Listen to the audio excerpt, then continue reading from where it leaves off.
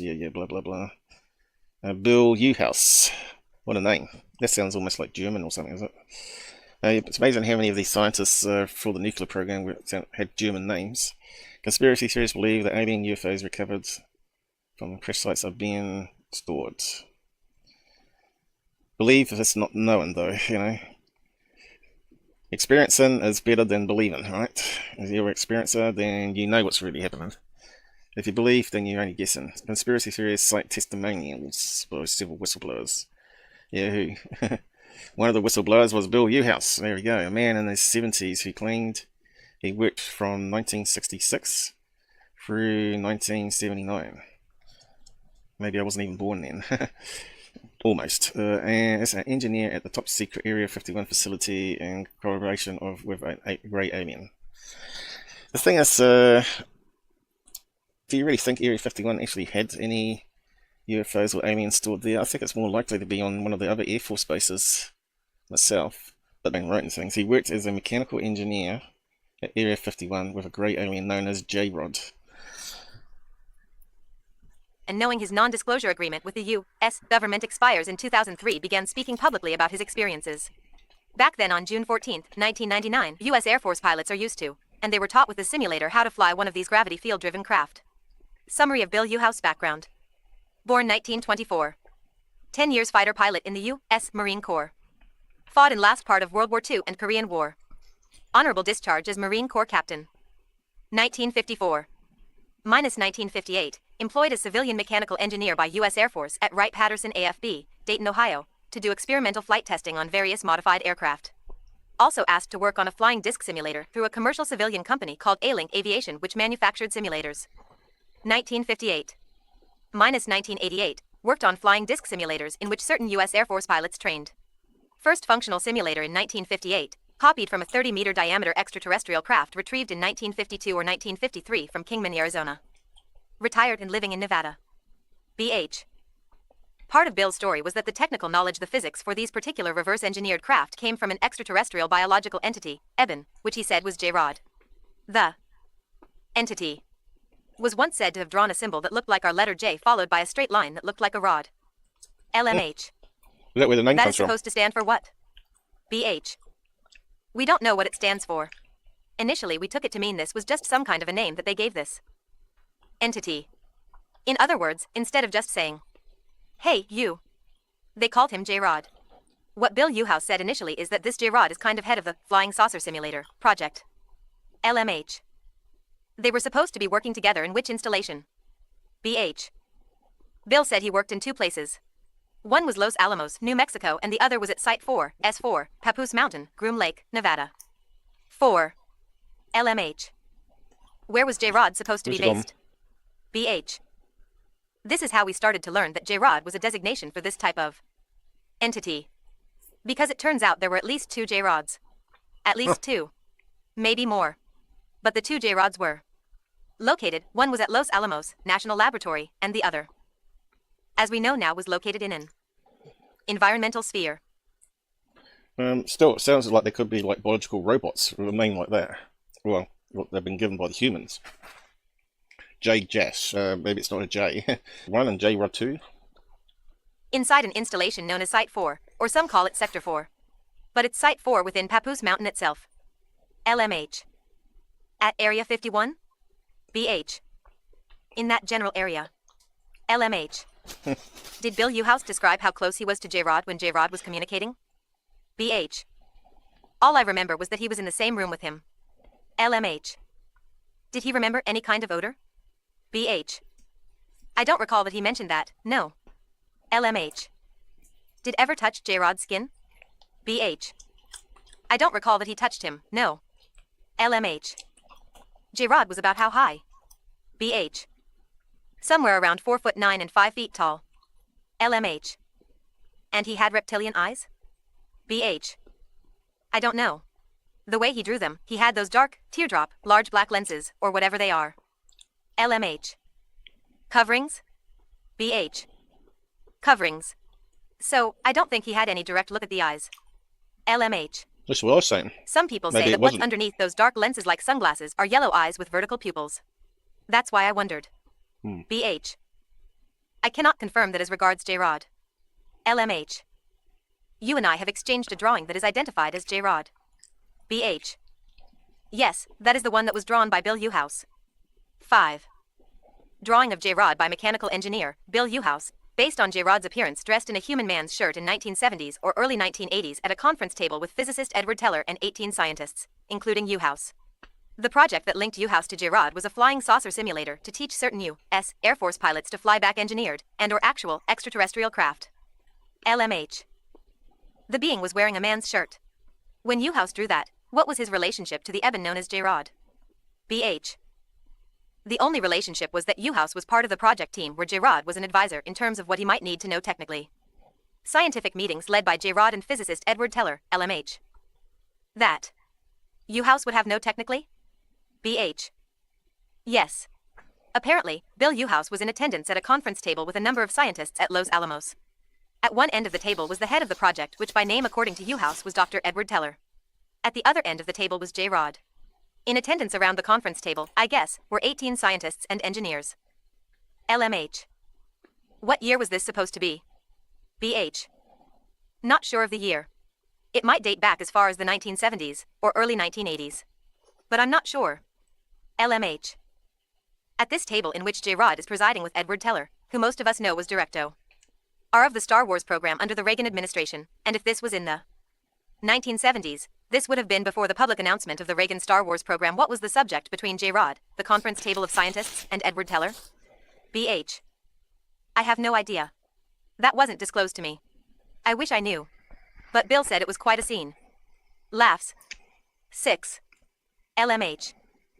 It would seem that describing a meeting with Edward Teller and scientists and an extraterrestrial biological entity dressed in a human shirt in the 1970s would certainly be worth going into great detail about what was being discussed and what Eben was saying. BH. You have to realize that Bill came out with a story in the 1990s.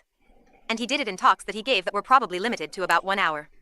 And when he began to speak publicly, he said that his supervisors or managers or whoever they were, I believe they were 2 different men from the National Security Agency, NSA, had okayed his, Bill Uhouse, saying some of this in public.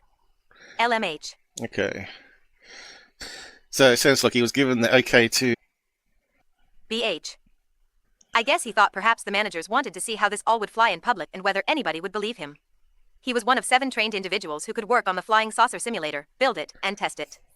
I have a drawing somewhere of what that simulator looked like drawn by Glenn Campbell, another Area 51 investigator. 7. In September 1996, Area 51 investigator, Glenn Campbell, interviewed Bill Uhouse, who he referred to as Jared 2. Working with Uhouse direction, Campbell drew the UFO simulator graphics above copyright 1996. LMH. What specifically did Bill Uhouse say it was like to be in J-Rod's physical presence? BH. To be in his physical presence, nah. Merely, he said that what was odd was J-Rod's way of communicating. And that was if Uhouse had a question on his mind, J-Rod would answer the question in his Uhouse mind using his Uhouse own voice. LMH.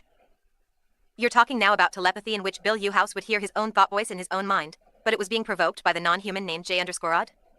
BH. Yes. As far as Uhouse own thought voice, I don't know it was audible or inaudible. LMH. The idea was that an extraterrestrial biological entity, Eben, with advanced knowledge would help our government build simulators to teach American pilots how to fly disc-shaped extraterrestrial... Okay, so this looks to me like a model on a post. And they could just wobble it around on a post. It's not actually using any sort of anti-gravity technology whatsoever. And you think if they're building a simulator, you wouldn't have it on a ball. This seems like something from a fairground, you know. That's what they do. I just think it's just bullshit, the story. And we haven't heard Bob Lazar even mention it, because he came out before this guy. You think he would have seen the simulator where they're training people. They get inside this machine, it's on a ball, blah, he would have been talked about it, right? But he actually went inside a real UFO, or crawled in, because he can't stand up in it because they're smaller beings, and talked about the control panel of one inside. So there's a mismatch of whistleblowers there. And he was at Area 51 and Groomhouse Lake too, so why didn't he talk about the simulator? So yeah, it should perk you up a bit, I think. So there must be a readout here somewhere where we got to. Extraterrestrial craft? Oh, here we go. BH. Essentially. In fact, not just from Uhouse, but from multiple sources, they paint a picture that we have established some kind of scientific exchange program with these Ebens. This program has been going on since. I think it was established sometime around the mid 1960s and has been going on since that time with the arrival of a being they designated as EBE-2. Then after EBE-2, one of the beings that arrived was EBE-3, and it was supposedly EBE-3 that had two assistants that have different specialties or special knowledge, and these were the J-Rods. 8. Would people go around calling, hey, J-Rod 3 or EBE 3? You wouldn't be talking like that. You'd give them a nickname, wouldn't you? Call one Ben, call one Jones or whatever. One Richard, Dick. Hey, Dick. Oh. Yeah, so, I don't know. You wouldn't be saying EBE 1, EBE 3. I don't know, it just doesn't sort of sound right to me. 8. Zeta Reticuli 1 and 2 and Gliese 876c star systems, LMH.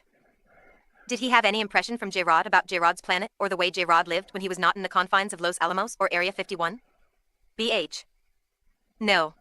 He mentioned that J-Rod was originally from the Zeta Reticulum system. LMH. Zeta Reticuli 1 and 2 the binary system? BH, yes. The yellow binary star system Zeta Reticuli 1 and 2 is about 37 light-years from Earth. Both suns are similar to the Earth's sun. The distance between the binary stars is estimated to be nearly 100. So this, if they've got two star systems, to get away from all the radiation and light, you'd probably live underground. Or you could say that the big eyes are actually sun shields, like sunglasses, and then it also makes sense. So yeah, it sort of does fit in that sense of the alien greys coming from there. But it doesn't fit in with what I've been told, that the alien greys are actually from a multiverse. Well, I've sort of been indirectly told in dreams that they come through a multiverse and they're from the oldest universe in the cluster. And they're here to make sure entities don't come in through the portals and stay in our realm causing problems. So they come and collect them and take them back.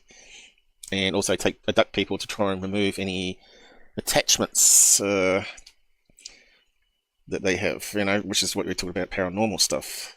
So that's quite a strange thing to get in a dream, and it's totally bullshit, but it wasn't really like a dream, it was like information download, which I thought was bullshit until it happened to me. So yes, you need to be a skeptic until you have something strange happen to you, where all you can do is keep dreaming about technical stuff that's never really come to your mind ever before, you know. But anyway, so where would they be living if there's no planet there? And the debris disputed as errors in the background noise. But now we've got the James Webb telescope. Shouldn't you be able to confirm that 100%? You see what I'm saying? Is there any angles to the story and things that you need to branch off and gather information and then come back, right? This is what I'm doing now, but okay, so that's a fairly good comparison.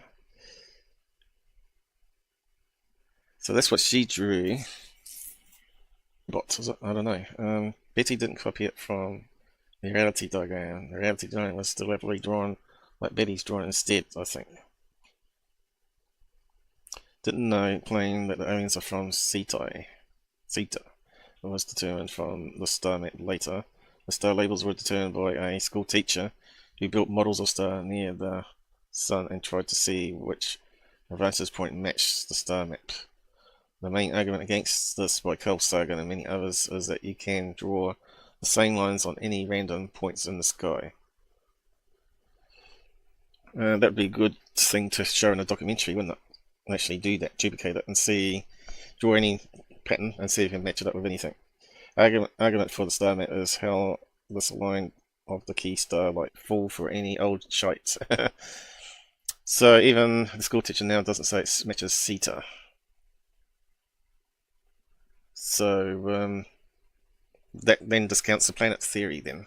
So it may be what she was told, but it may represent another chunk of the sky where there is actually planets orbiting. So that changes the whole story completely, so it still makes it plausible in my mind. Doesn't discount her story being wrong, just means that they're trying to match it to reality, which is wrong. And the skeptics will say, well, she made it all up, you know, anyone can draw lines. But yeah. Anyway, let's move on to the next.